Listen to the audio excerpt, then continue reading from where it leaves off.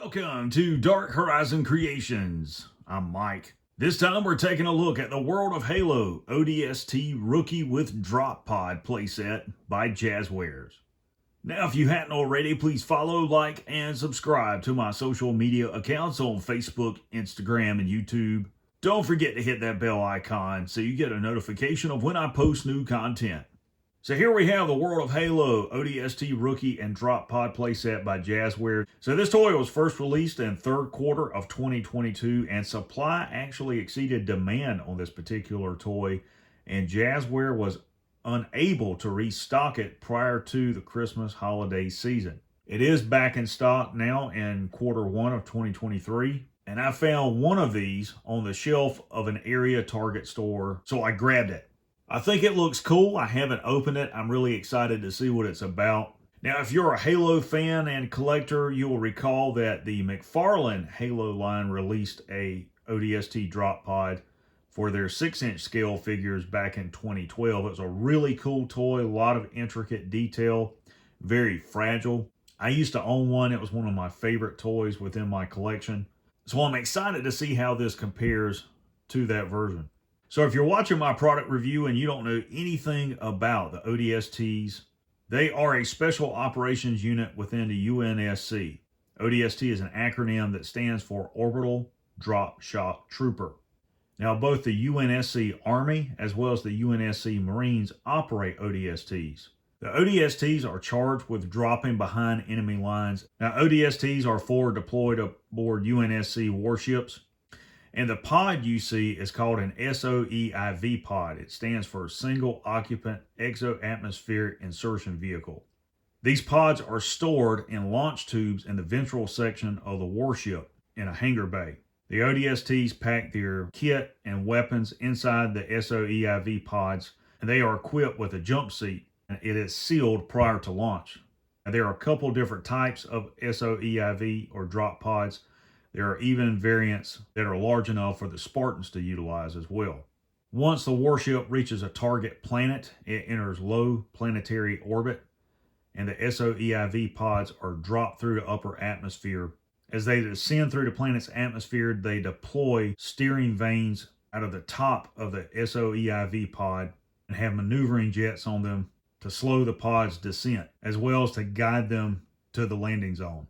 Now, once the drop pods hit the landing zone, the ODSTs pull a handle similar to an ejection handle on a fighter jet, and it fires a small explosive charge which blows the door off of the drop pod, allowing the ODST to quickly deploy onto the battlefield. Looking at the package, you got some really cool box art. You got the Halo banner in the upper left. The right insert, you can see the rookie action figure.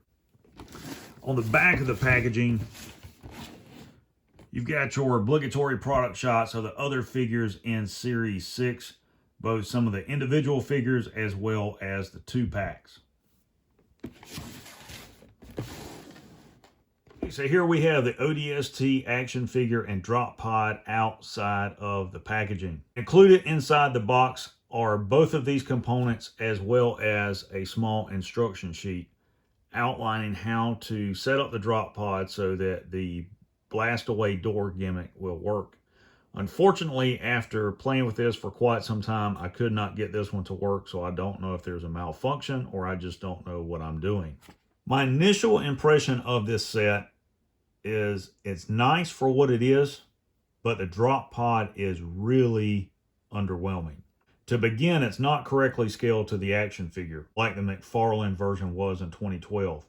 I know the McFarlane version was 1/12 scale because the action figure was 6 inches, but the drop pod was correctly scaled to the figure. That's not the case with this version.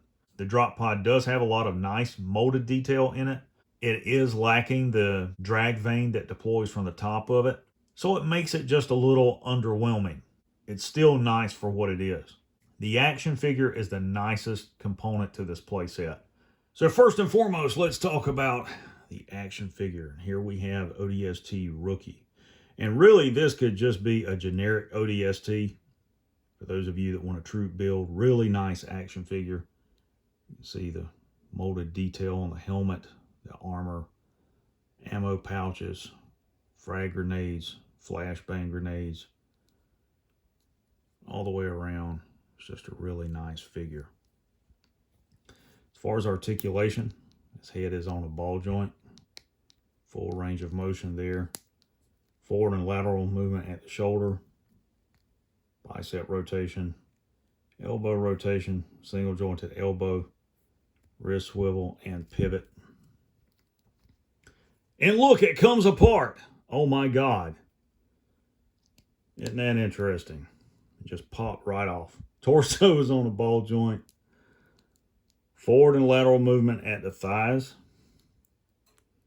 It's limited because of the armor here. Thigh rotation. Double jointed knees. And no lower leg rotation. His foot will rotate and pivot. Wow. Whole torso just popped right off, and it still wants to come off. That's a QC issue there. Let's talk about the accessories. First and foremost, you can see his assault pack. Some nice molded detail on it. It's really cool.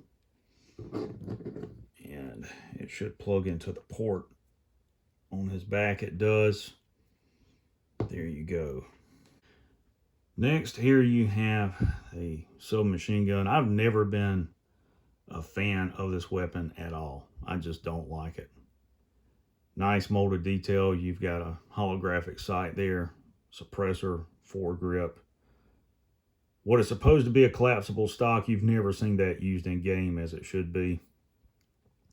It's got a peg on it where it can plug into the port, I guess, on his back.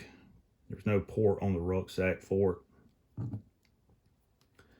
And I'm presuming he can hold this in his hand. Yep. Like so. Last but not least, M6C SOCOM sidearm. Mild warping there on it.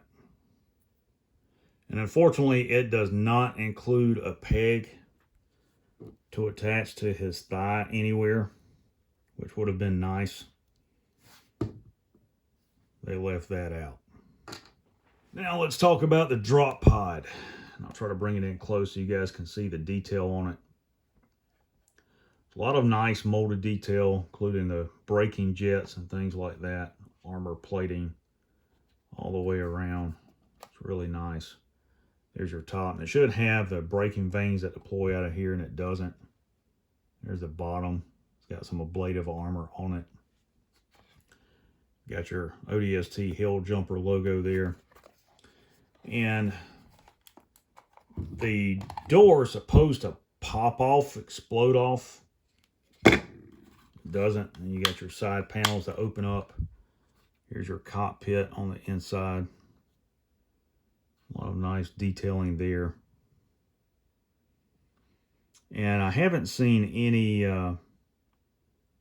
pegs or ports on the inside to stow his gear.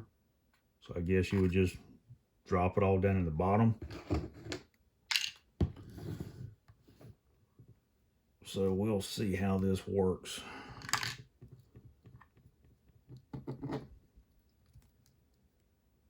And this action figure is still coming apart. His torso wants to come off. That's crazy. Look, look, it won't stay on.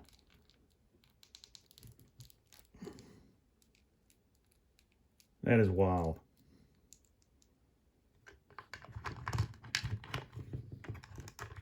Yeah, so you can get him in there, get his hands around the controls.